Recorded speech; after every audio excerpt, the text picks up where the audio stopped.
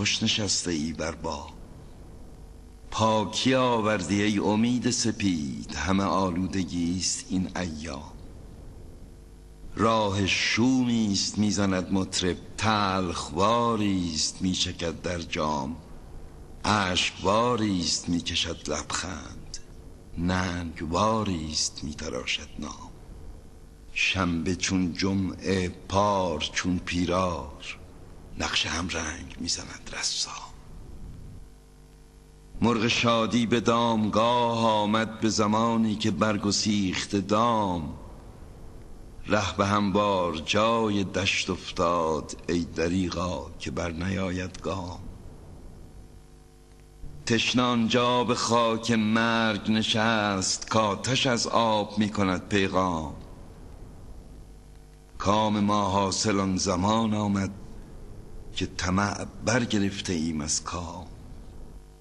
خام سوزیم الغرض بدرود، تو فرود آی برف تازه سلام.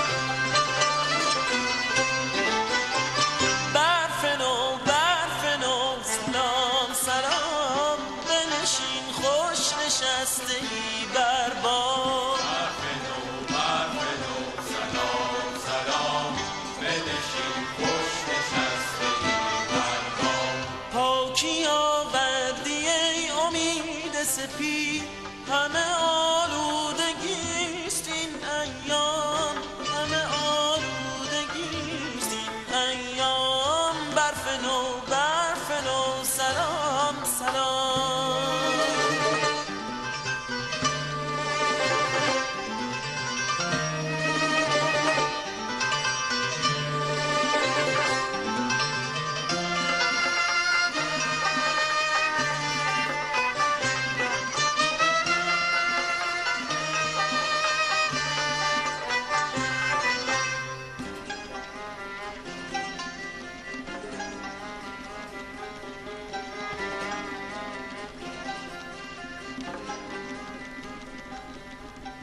راه شومیست میزند مطرب، تلخواریست میچکد در جام. بسیار عالی، خسته نباشی مقداد جان. مقداد خوشکلام دعوت ما رو پذیرفتیم شب و بدون کلام این اثر هنری رو خلق کرد و باعث شد که در این شب یلدا یاد و خاطره شاعر بزرگ میهنمون زنده یاد احمد شاملو رو هم گرامی بداریم. کار بسیار زیبایی بود. خب چه خبرها مقداد جان، خوبی؟ خوش گذشته تا این شب یلدا؟ بله خیلی خوش گذشت. خب با دوستای بیننده ما اگه صحبتی داری بگو، حالا که بدون کلام نقاشی کردی با کلام در انتها اضافه کن راجع به شب یلدا و امشب و اینا. بعد من یکی دو سوال در موردت میپرسم.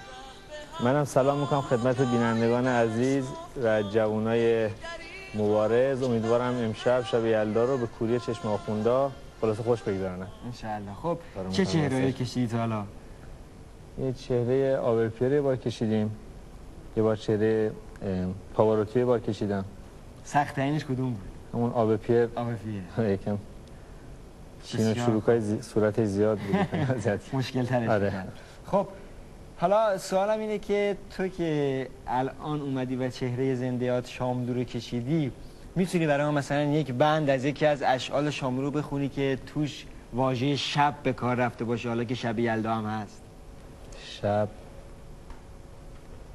آره یکیش که تو ذهنم هست، اگر که بیهوده زیباست شب، برای که زیباست شب، برای چه زیباست. بسیار عالی، متشکرم، ممنون. بعد از این موفقیت میکنیم در همه زمینه ها، به خصوص در زمینه کار هنری. و اگر صحبتی نداری بریم همراه با هم ادامه ویژه برنامه امشب شب یلدا رو ببینیم. متشکرم.